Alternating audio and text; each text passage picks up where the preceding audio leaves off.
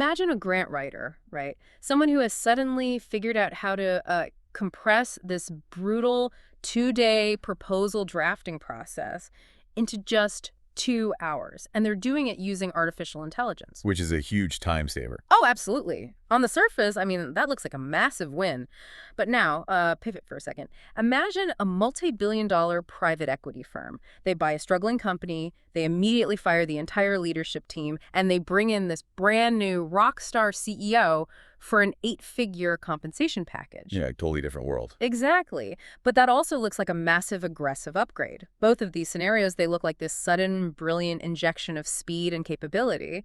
And yet the data we are about to explore today shows that both of these moves are, well, statistically highly likely to fail. Yeah, it's a really fascinating parallel.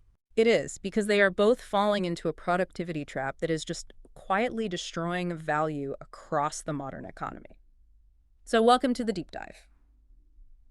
Today, we are investigating a massive paradox that's just hiding in plain sight. And we're doing this by cross-examining two radically different sets of data. Very different. We're looking at recent research on AI adoption in the Australian for-purpose and nonprofit sector. Right. And we're putting that right up against the high-stakes leadership strategies designed for, elite private equity CEOs. Okay, let's unpack this, because I know you, listening right now, might be wondering, what on earth do overworked charity leaders in Sydney and ultra-competitive private equity sponsors have in common? It is a striking contrast. I mean, on paper, you have this resource-strained, mission-driven world of Australian charities dealing with extreme burnout and tight budgets. Red budgets are always tight there. Always. And then you look at the hyper-capitalist, fiercely competitive, bottom-line obsessed world of private equity. Billions of dollars in dry powder. Zero margin for error. But when you put these two ecosystems under the microscope, the underlying architecture of their failure and their success, honestly, is identical. Really? Identical? Yeah, we are seeing a fundamental illusion at play here. It's the belief that simply adding more capital or plugging in a shiny new piece of technology will magically fix broken organizational processes. Okay, that is a huge claim. Let's start by looking at the nonprofit side of this productivity paradox. To set the stage, the for-purpose sector in Australia and New Zealand is under immense pressure right now. I mean, we are talking about post-pandemic funding cliffs, inflation, a huge surge in community demand for services. The pressure is unprecedented. So, naturally, they are looking for a lifeline. And the data we have is from this comprehensive survey on how they're adopting artificial intelligence to cope with that pressure. And the headline number here is genuinely surprising. 59% of organizations in this sector are now using AI on a regular or daily basis. Yeah, 59%. That is a staggering adoption rate for a sector that is traditionally characterized by being, well, late to the game on enterprise technology. Right, because nonprofits generally do not have massive IT budgets to experiment with frontier tech. Exactly. But the barrier to entry for generative AI is just so low. It's often just a monthly subscription or even a free web browser interface. Just opening a tab. Yeah, just opening a tab. Yeah. So adoption has exploded from the bottom up. They're using it for exactly the heavy lifting administrative tasks you would expect, right? Wow. Drafting grant proposals, synthesizing 100-page reports, writing marketing copy, managing donor communications. Oh, the tedious stuff. All of it. And on an individual level, the people using these tools are reporting monumental productivity gains. That grant writer finishing in 2 hours instead of 2 days. That is a real phenomenon. Which sounds phenomenal. I mean, if I am that grant writer, I am ecstatic. I am finally leaving the office at 5 o'clock instead of grinding until midnight, Yeah. I am getting my weekends back. So on an individual level, the math just seems to be working perfectly. It does. But here's the catch.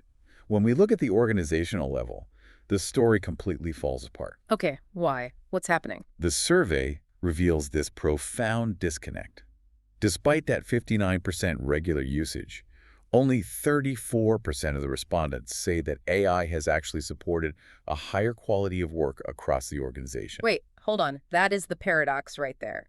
Nearly 60% of these organizations are using AI constantly, completing tasks at warp speed, but only a third of them believe the actual quality of the output has improved. That's what the data says. Where is all that extra time and energy going? If I save 14 hours on a grant proposal, that is 14 hours I should be spending on something highly valuable. Why isn't the organization feeling that benefit? To answer that, we have to look at this concept called the alpha gap. The alpha gap. Yeah. And to really understand the alpha gap, It actually helps to cross the aisle and look at how private equity operates. Oh, because they are suffering from the exact same phenomenon. Exactly, just with a different mechanism. In the private equity space, they aren't necessarily throwing AI at their problems as a first resort. When a private equity firm buys a company and it underperforms, their historical default mechanism is to throw money and new human beings at the problem. They see a broken process and they try to buy a human solution. Spot on. They recruit a top-tier executive from the outside, assuming this new leader will come in and instantly generate outperformance. And in investing terms, that outperformance, the return on an investment relative to a benchmark index, is called alpha. Okay, so they are paying for CEO alpha. Exactly. But the data shows that the turnover rate for a portfolio company's CEO has remained stubbornly, shockingly high. It has hovered between 60 and 70% over the past 15 years. That is wild, a 60 to 70% failure rate. Yeah, and the vast majority of those replacements happen in the first few years of the private equity firm's ownership. I mean, we are talking about the most sophisticated financial institutions in the world. They have essentially unlimited capital to hire executive search firms, recruit the absolute best talent, offer massive equity incentives, and they're getting the most critical hire wrong 2 out of 3 times. It's hard to believe, but yes, this is the alpha gap. Whether you are expecting a surge in social impact from a new AI tool in a Sydney charity, or a surge in financial returns from a new CEO in a London buyout firm, the expected value is just failing to materialize. Wow. The individual productivity gains in the nonprofit sector are essentially acting as a capital leak. A capital leak. Break that down for us. What does that actually mean? So the efficiency is being gained by a single employee like our grant writer who finishes early, but the actual value is lost by the enterprise. Because the underlying workflows are still broken, that saved time isn't being redirected toward mission-critical outcomes. Like building deeper relationships with donors or, I don't know, improving client care. Right, exactly. Yeah. Instead, that extra time is just being absorbed by other routine, low-value administrative tasks. The friction of the broken process remains. You have high velocity, but zero vector. Zero vector. But wait, let me push back on this. Let's test that theory. If I'm a grant writer and I do my job twice as fast using an AI tool to draft the text, how is that not an automatic win for the organization? I mean, isn't it just basic math? If I can write 10 grants a month instead of 5, that equals more money raised for the charity, which equals a better outcome, right? It is a perfectly logical assumption, Yeah. but it is deeply flawed. Okay, why? Because it assumes the fundamental process of how you win a grant is already optimal and merely needs to be sped up. Sure. If your underlying workflow is inefficient, or if your organization is applying for the wrong types of grants entirely. Oh, I see. Yeah, or if the bottleneck is actually the internal review process and not the drafting process, AI simply scales that inefficiency. Mm. You might draft 10 grants, but if they all pile up on the director's desk for 3 weeks waiting for approval, you haven't gained anything. You have just created a larger pile of pending work faster. Precisely. It sounds like we are handing the keys to a turbocharged $1 million sports car to a driver who is completely lost in a dense forest. You are not going to find your way out any better. You are just going to hit the wrong destination much quicker. Or, more likely, you are going to crash into a tree at 100 miles an hour instead of 10. Yeah, that is the precise danger. You are accelerating the journey to the wrong destination. And if you are listening to this right now, sitting at your desk, feeling like you are working faster than you ever have in your entire career, you're juggling AI co-pilots, you're answering emails in seconds, generating reports instantly, but your team isn't actually achieving better quarterly results. You are not crazy. The data completely validates your experience. Yeah. You are living the productivity paradox. Which is incredibly validating to hear. It means the tool isn't necessarily the problem. The road we are driving it on is the problem. Right. So if driving faster into the woods is the issue, we really need to look at the organizational architecture being built to support these tools. And this takes us specifically into the McKinsey research on the Australian for-purpose sector, and this critical distinction they draw between acceleration and transformation. Yes. This distinction is the absolute crux of why some organizations succeed with technology and others just completely fail. Okay, define acceleration for us. Acceleration is what the vast majority of organizations are doing right now. It is defined as layering new technology over inefficient legacy workflows. You are not changing how the work is fundamentally done. You are merely using AI to execute the exact same, potentially flawed processes at a higher speed. So just doing the wrong things faster. Exactly. Transformation, on the other hand, is an entirely different paradigm. Transformation is a deliberate strategic design choice to fundamentally dismantle and redesign the workflow. Dismantle it completely. Yes, the primary goal of transformation is not speed. Speed is a byproduct. The primary goal is to redirect human cognitive capacity away from routine mechanical tasks and toward high-level judgment, critical thinking, and strategic empathy. Strategic empathy. That phrase really highlights the demarcation line between what humans bring to the table and what a large language model can do. It really does. To ground this in reality, the research details this brilliant case study involving the Australian Jewish funders, or the AJF. Oh, the AJF case study is the gold standard for how an organization should approach technological integration. So the AJF is a network of philanthropists and social investors, and they felt the exact same intense pressure everyone else is feeling right now to adopt AI immediately. The board wants to know your AI strategy, the donors want to know how you are cutting overhead. Of course. But they did something radical. They hit the brakes. They refused to adopt AI reactively just to say they were doing it. Yeah, their leadership realized that deploying generative AI tools without first examining if their underlying workflows were actually fit for purpose was a massive trap. So they partnered with a major consulting firm on a pro bono basis, and they audited their internal processes first. Which takes a lot of discipline. A ton of discipline. They treated the adoption of an AI chatbot with the exact same rigor and skepticism as a multi-million-dollar capital investment. And they chose a very specific, contained pilot program to test this philosophy: impact reporting. Anyone who has spent even a day working in the nonprofit sector knows that impact reports are an absolute nightmare. Oh, they are. It is this incredibly tedious, time-consuming process of gathering data from a dozen different silos, drafting a compelling narrative, tailoring the tone for different major funders, and then running it through multiple layers of approval. I mean, it can take weeks of dedicated staff time. It is a massive drain on resources. So the default acceleration approach, right, would be to just buy an AI tool, dump all the raw data into it, and say, hey, write the impact report. Or just spit it out. But the AJF didn't do that. They redesigned the entire workflow. They deconstructed the process of reporting into two distinct categories: what machines do best and what humans do best. Okay. They allocated the heavy lifting of data synthesis, crunching numbers, pulling raw metrics from various spreadsheets, formatting the initial structure entirely to the AI. So they outsourced the grunt work. Exactly. But they explicitly and intentionally preserved the human role for the narrative nuance. The delicate judgment of how to frame a specific community impact, the tone required for a particular philanthropic partner, the emotional resonance of the work. That was entirely ring-fenced for the human expert. I love that phrase, ring fence. Yeah. And by fundamentally redesigning the workflow to maximize both machine synthesis and human judgment, they identified a potential 60% reduction in time spent per report. 60%, that is massive. Right. But because they redesigned the workflow, that saved time doesn't just evaporate into other administrative busy work or capital leaks, right? Right. The leadership at AJF articulated this beautifully. They realized that AI is not simply a productivity lever to cut costs. It is an opportunity to redirect human capacity toward the actual work that demands judgment, relationship building, and strategic thinking. Which is the whole point of a nonprofit. Exactly. And there is a deeply profound perspective in the research from Mark Haynes, the Chief Operations Officer of the Justice Support Center in Sydney. Oh yeah, tell us about that. Well, his organization deals with domestic and family violence support, which is incredibly sensitive, high-stakes, trauma-informed work. Yeah, you cannot just set up a chatbot to handle a domestic violence intake process. The risk of catastrophic failure is way too high. It would be incredibly dangerous.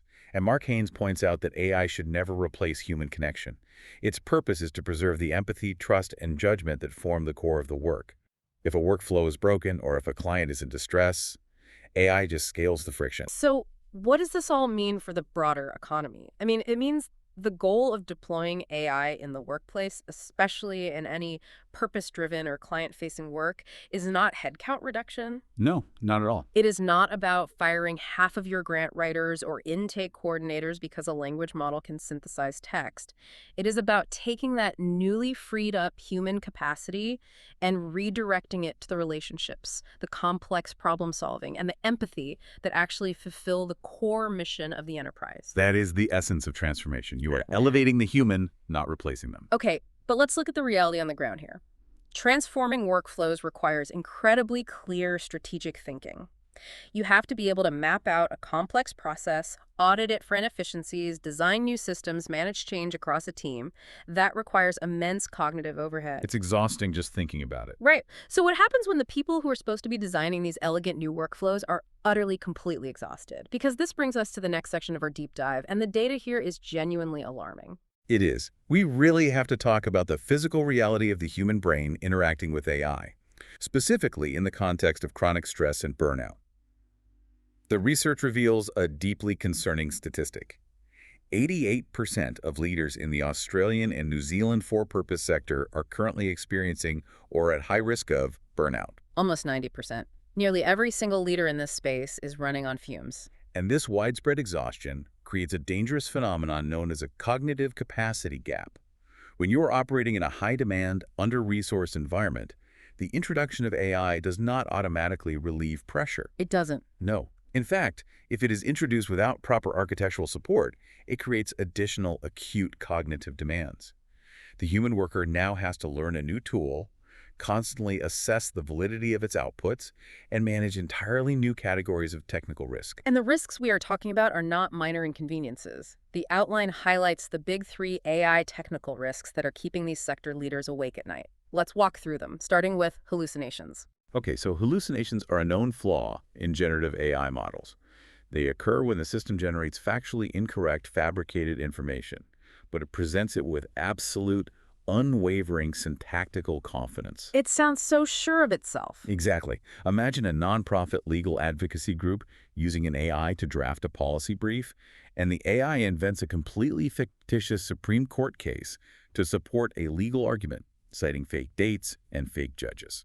If that gets published or submitted, it could destroy an organization's hard-earned credibility in a single afternoon. It happens more than you'd think. Okay, the second major risk is data security. This is a massive vulnerability, particularly in sectors dealing with vulnerable populations. Think about an exhausted caseworker who has 50 client files to summarize by Friday. Oh, I can see where this is going. Yeah, to save time, they paste sensitive client data names, addresses, trauma histories, financial records right into an open-source public AI model to generate quick summaries.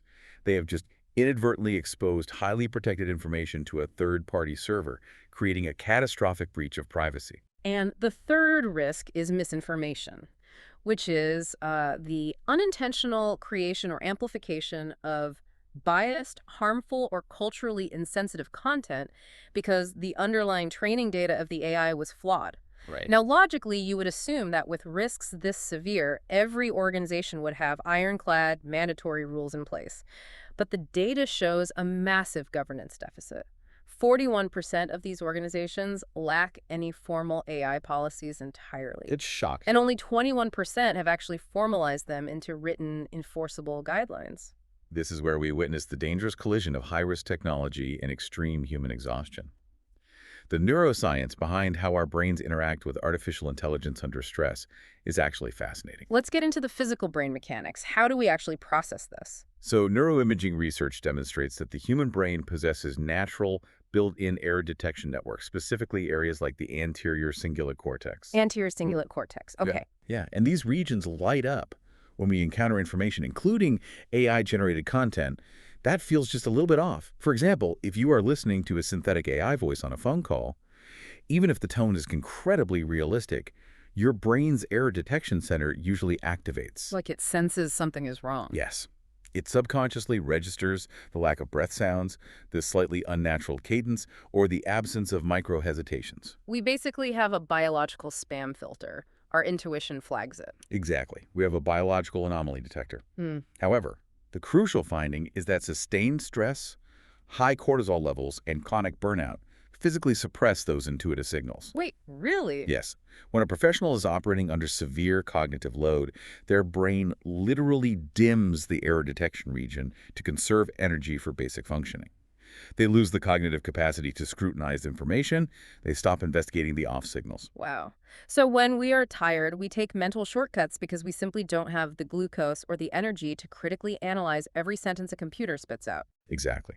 And the research categorizes this into 4 distinct stress-driven failure modes of AI adoption that emerge when teams are burned out. Let's break those down. First one is avoidance. Avoidance is basically a trauma response to cognitive overload. The leader is simply too overwhelmed to learn the mechanics of a new AI tool, so they procrastinate and ignore it entirely. Which doesn't stop the staff from using it, right? Exactly. Because the staff is also overwhelmed, they seek their own shortcuts. This results in shadow AI usage, where employees are secretly using ChatGPT on their personal phones to draft sensitive emails without any oversight or guardrails. Which leads right back to the data security nightmare. Yes, exactly. Okay, the second failure mode is over-control. Over-control is the pendulum swinging in the complete opposite direction. Driven by the fear of those big three risks, an exhausted leader attempts to micromanage the technology. They create massive bureaucratic bottlenecks, decreeing that absolutely no AI can be used for any task without their direct written approval. So they just freeze the whole system. Pretty much. This stifles innovation entirely and adds layers of administrative friction to an already broken, slow system. Failure mode number 3 is false certainty. This is perhaps the most dangerous cognitive shortcut. A burned-out staff member blindly trusts the AI's output because doing so relieves their own mental burden. They subconsciously assume, well, the computer is faster and smarter than I am. It probably has this right. They just hand over the wheel. Yeah, they abdicate their professional judgment to the machine just to clear their desk, completely ignoring the hallucination risk. And finally, unchecked use. How is that different from false certainty? Unchecked use is closely related, but it is driven purely by volume rather than a false belief in the machine's superiority. The staff member knows they should theoretically review the AI-generated report, but they have a backlog of 500 emails and 3 client emergencies. So they just don't have the time. Right. So they just copy, paste, and hit send without a single glance, praying there are no catastrophic errors buried in paragraph 4. Oh, man. So if trust is the absolute foundational currency of the nonprofit and for-purpose sector, and our physical brains are biologically too tired to spot AI hallucinations, aren't these organizations just walking on a tightrope over a cliff? We're literally one bad prompt, one exhausted social worker pasting client data into a chatbot, away from an organization completely bankrupting its community confidence and losing its funding. That is the exact precipice many organizations are standing on today. The traditional approach to technology adoption relies on the human operator acting as the final quality assurance filter. But you cannot rely on an exhausted human brain to act as a perfect filter. Right, the biology just doesn't support it. Exactly, which is why the researchers propose a structural solution they call the defensive playbook. The defensive playbook, it sounds like we have to build a fortress around the human element. The research also refers to this as creating a sanctuary for mission. What does this playbook look like in practice? It requires leadership to establish what is called a human-only perimeter. And this is not about vague verbal guidelines in a staff meeting where a manager says, hey, everyone, please be careful with client data on ChatGPT.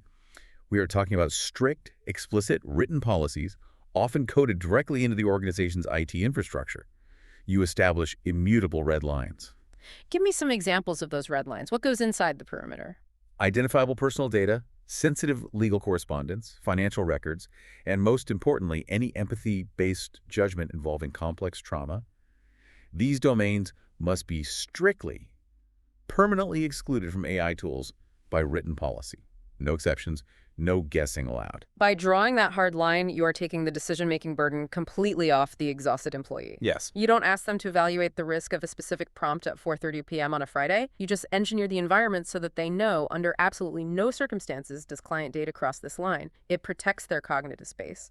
You are engineering psychological and operational safety into the workflow itself, rather than hoping a stressed, burned-out employee happens to catch a hallucinated legal citation. Okay, this brings us to a perfect juncture to completely shift gears.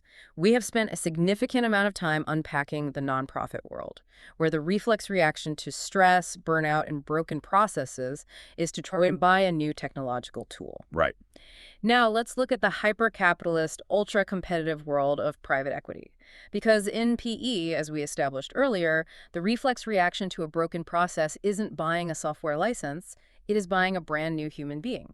The transition from the for-purpose sector to the private equity sector is intellectually fascinating because while their incentives are completely opposite, they are suffering from two sides of the exact same productivity paradox. Let's revisit that brutal statistic from the beginning of our discussion. A 60 to 70% CEO turnover rate in private equity portfolio companies over the last 15 years.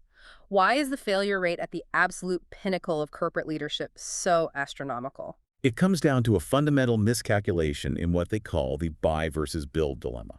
Fiber spill. Historically, private equity sponsors have defaulted heavily to buying external talent. When a PE firm acquires a company, they often have an aggressive, complex thesis for how to increase its value.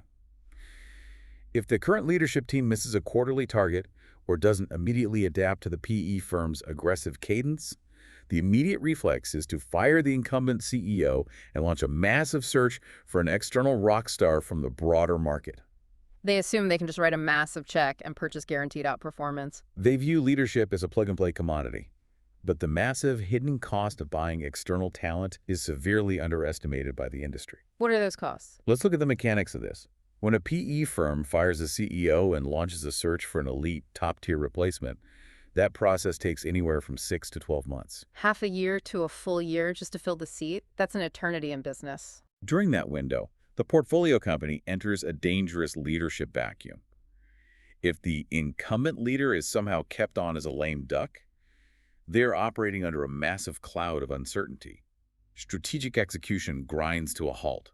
Key talent lower down in the organization gets nervous and starts leaving. Of course they do. And even when the firm finally lands that shiny new external CEO, there's a massive risk of what they call organ rejection. Organ rejection. So the corporate culture fundamentally rejects the transplant. Exactly.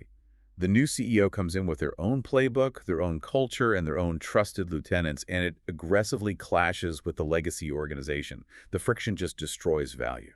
Think of it this way. It is like trying to win a Formula One race. But every time your car underperforms, the team owners pull the car over, pause the participation in the season, and spend 6 months scouting a driver from a completely different racing league. That's a great way to put it. Instead of just training the highly capable driver you already have sitting in the cockpit to navigate the specific nuanced track you are currently racing on. That is a brilliant analogy. You are voluntarily sacrificing precious time in an environment where time is literally the most expensive asset you have. Private equity holding periods are incredibly compressed. They don't hold these companies forever. No, a standard fund life cycle demands that they buy a company, transform it, and sell it within a 3 to 5 year window. You mathematically cannot afford to lose an entire year just looking for a driver, and then another year waiting to see if the organization rejects them. Which brings us to the core concept of CEO alpha and why the experts are arguing that PE firms need to completely abandon the buy mentality and start focusing on building this alpha internally. How do we define CEO alpha in this context? CEO alpha is the quantifiable, hard financial value generated specifically by a single CEO's superior leadership capabilities. It is not a soft skill. It is a measurable asset class. Measurable. Okay, give me the numbers. The McKinsey research isolates this variable and shows that top quintile private equity CEOs deliver total shareholder returns that are 9% above their industry peers. 9% is huge. And in highly specialized complex sectors like financial services, enterprise software, or healthcare, that individual outperformance scales up to an astonishing 16% in excess annual returns. 16% excess returns compounding annually based solely on the quality of the specific human being sitting in the chair. That is the difference between an average fund and a legendary fund. It is the ultimate value lever in private equity. And the most forward-thinking human capital leaders in the industry are waking up to this reality. Courtney Delacaba, who served as the global head of portfolio talent at Blackstone, summarized this paradigm shift perfectly. What did she say? She said, "Let's make, not take, our leadership talent. The market supply of these mission-critical, high-performing leaders is severely constrained. You cannot rely on poaching them. You have to develop the architecture to build them from within your own ranks." But this raises a really important practical question. If a private equity sponsor commits to building a CEO instead of buying one, how do they identify a leader who actually possesses the capacity to be built? I mean, you can't just pick a random mid-level manager and mold them into a top quintile executive generating 16% excess returns. What is the raw material they are looking for? The raw material is a specific psychological and cognitive profile that John Kelleher, a managing partner at CDC, refers to as high horsepower. High horsepower, it sounds like an aggressive metric. What does it actually mean when evaluating a human being? Interestingly, it is not just about traditional IQ or where you went to business school or even your historical track record of success. High horsepower is defined by 4 specific intersecting traits. Okay, lay them out for me. First is high pace. That's the sheer cognitive ability to process massive amounts of complex information and make high-stakes decisions at the extreme velocity required by the private equity environment. Okay, speed of processing, check. What is the second trait? The second is low ego. This is the willingness to accept radical transparency, take brutally honest feedback from the board, and instantly admit when a deeply held strategic conviction is wrong. Let's pause on that. Low ego is incredibly rare at that level of leadership. Usually, to become the CEO of a major corporation, you have to possess a massive ego just to survive the political climb. It is rare, but it's absolutely essential for the third trait to function, which is endless curiosity. A leader with high horsepower must proactively seek out new mental models, interrogate their own assumptions, and constantly explore frontier technologies. They can't be defensive about what they don't know. If you have a huge ego, you won't ask questions. Exactly. And finally, the fourth trait is velocity, and that's the agility to actually recalibrate their behavior, shift their strategy, and implement those new mental models in real time based on new data. So it's not about what the executive already knows walking in the door. It is entirely about how incredibly fast they can learn, adapt, and process reality. It is the speed of unlearning the old ways that got them promoted and learning the new strategy required for the buyout. Yes, you are looking for an unparalleled raw capacity to learn. That is the human architecture that can generate alpha. Okay, so let's walk through the mechanics of this. Let's say a private equity sponsor identifies an internal leader with this high horsepower profile.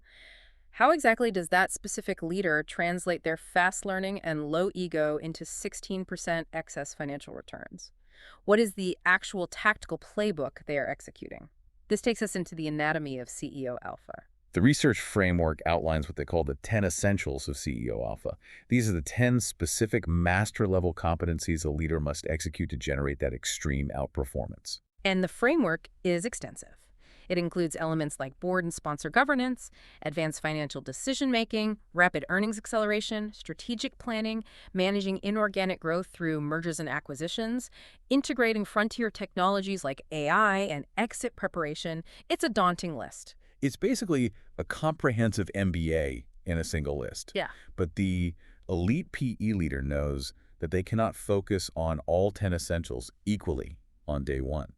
If you try to do everything, you do nothing well. Makes sense. The research zeroes in deeply on two absolute game changers within that list that drive the most immediate, massive value creation: talent management and performance dashboards. Let's dive deep into talent management first, because the terminology the private equity world uses here is very specific and quite ruthless. They call it talent to value. What does that mean in practice? So in a traditional public company, a CEO might care deeply about the overall corporate culture, employee engagement scores across thousands of staff members, and broad efficiency metrics. Getting everyone happy and on the same page. Right.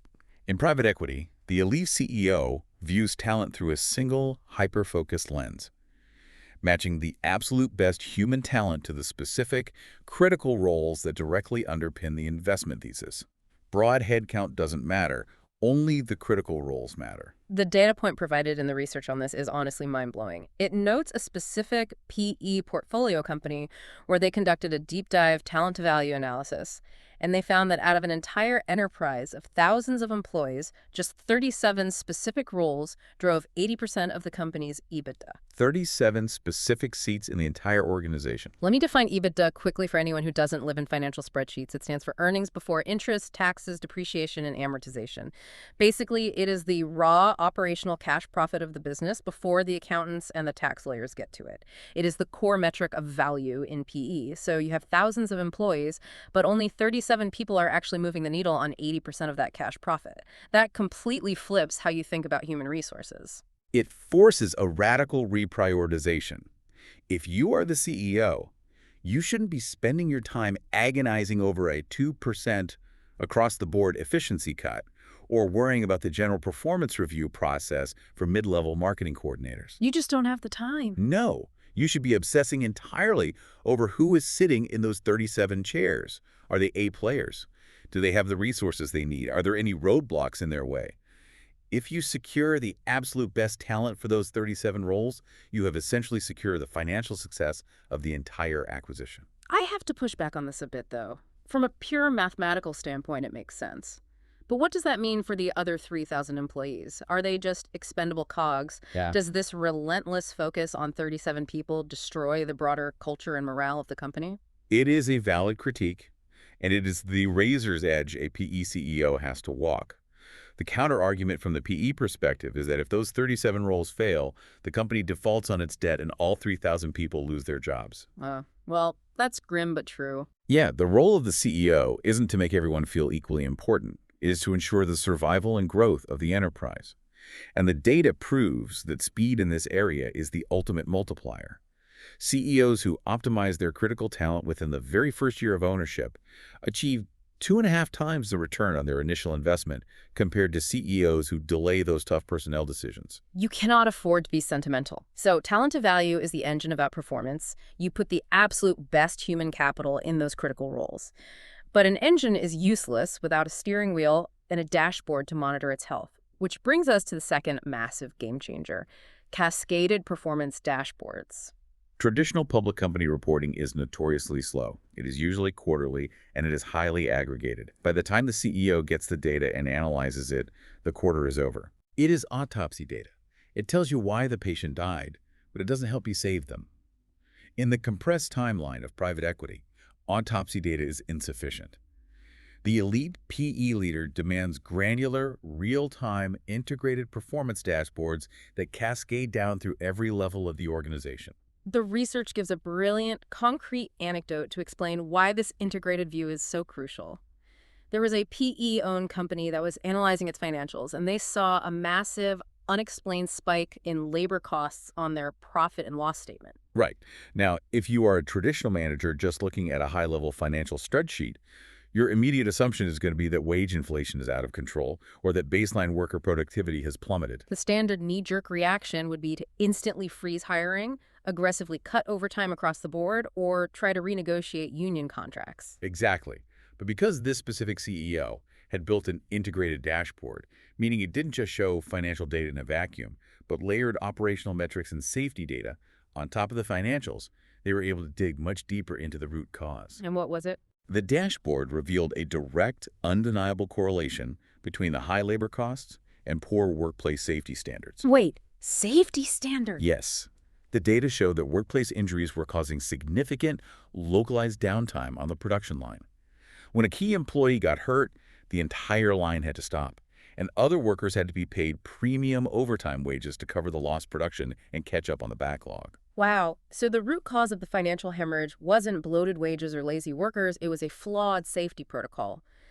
By investing in safety, fixing the protocol, and stopping the injuries, they organically reduced the downtime, which automatically fixed the labor budget. That is the power of granular integrated data. You fix the human safety element, you fix the financial budget, but you only see that causal connection if you have real-time visibility across the entire architecture of the enterprise. And you desperately need that visibility because of the intense timeline pressures we discussed earlier. Private equity strategy operates on a radically compressed clock compared to public markets. A public company CEO can stand up at an investor day and pitch a 10-year, open-ended, aspirational vision for transforming the industry. They have that luxury. Yeah. A PE firm has a strict, unforgiving 3 to 5 year window to buy the company, capture all the latent value, and exit the investment. Which is why the elite PE playbook targets what they call the reverse hockey stick. I find this concept fascinating. Usually when an entrepreneur pitches a business plan to venture capitalists, the financial projections look like a hockey stick lying flat on the ground and then swooping aggressively upward at the very end. They say, we're going to burn cash and lose money for 3 years while we build our network, and then in year 4, profits will skyrocket to the moon. Yes, the classic back-weighted growth promise. Private equity leaders fundamentally reject that model. They target a reverse hockey stick. Their operating mandate is to capture 60% to 80% of all targeted run rate benefits within the first 6 to 12 months of ownership. Capturing 80% of the value in the first 12 months, that requires incredibly bold, actionable decisions made at breakneck speed. You can't spend 6 months studying a problem. You have to execute, which loops us right back to why you need a CEO with high horsepower, processing speed, and low ego. And here is where all of these concepts converge. If you combine that requirement for extreme speed of execution with the absolute necessity for continuous personal growth and adaptation, you arrive at a philosophy championed by Ron Williams, a highly successful former CEO of Aetna. Let's talk about Ron Williams. What is his philosophy? He calls it the 15% improvement rule. He argues that the margin separating extraordinary alpha-generating performance from merely ordinary performance is treating your own personal learning capacity as a strategic corporate asset. A leader must intentionally and systematically improve their own capabilities by just 15% each year. How does a CEO who is already working 80 hours a week managing a crisis intentionally improve by 15%? You do it by deliberately exposing yourself to highly uncomfortable new situations, demanding brutally honest feedback from subordinates, and fiercely maintaining the mindset of a student, even when the corporate culture and the board of directors demand that the CEO project an aura of absolute, infallible certainty. It is the ultimate paradox of elite leadership. You must possess extreme, unwavering confidence in your execution, coupled with extreme, almost vulnerable humility in your learning. Okay, we have covered an immense amount of ground today. We started this hour examining overwhelmed, burned-out charity workers in Sydney trying to use AI chatbots to write impact reports, and we just ended up dissecting the strategies of elite private equity CEOs trying to juice their EBITDA margins with safety dashboards and reverse hockey sticks. It is time to pull all these disparate threads together into a unifying theory. How do these two completely different worlds fundamentally connect? They connect through the core architecture of the productivity paradox that we introduced at the very beginning.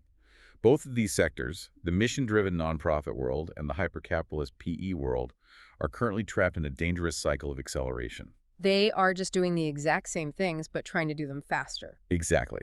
The nonprofit is desperately trying to use artificial intelligence to execute broken legacy administrative tasks faster. The private equity firm is desperately trying to hire a shiny new external CEO to execute a tired, generic turnaround strategy faster. Both ecosystems are confusing velocity with progress. Both are desperately in need of transformation. They need to rethink the whole thing. They need to fundamentally redesign their workflows to use human judgment to do things differently. So, whether you are a board member approving the deployment of a new generative AI model across your charity, or you are a private equity sponsor deploying a brand new executive management team into a struggling manufacturing plant, the success or failure of that massive investment depends entirely on the human architecture surrounding it. If we synthesize the grand overarching takeaway from all of this research, it is this. Technology like AI and capital like a private equity buyout fund are merely levers. They are inert tools.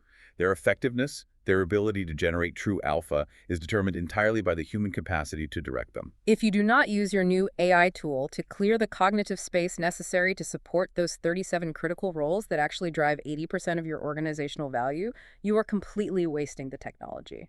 And similarly, if you do not use AI to clear space for the deep, empathy-driven tasks that build community trust and client safety in a nonprofit, you are actively harming your mission. If you just lay AI over a bad process, you are just paving a cow path. Paving a cow path. I love that. Yeah, you are pouring expensive asphalt over a winding, inefficient dirt road instead of doing the hard work of designing a straight, modern highway. So for you listening right now, think deeply about your own day-to-day existence in the modern workplace.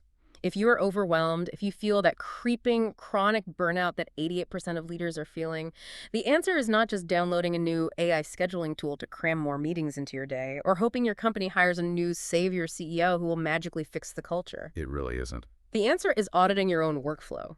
What are the specific tasks in your day that require your unique human judgment, your empathy, your critical thinking, and your strategic vision? Protect those tasks fiercely.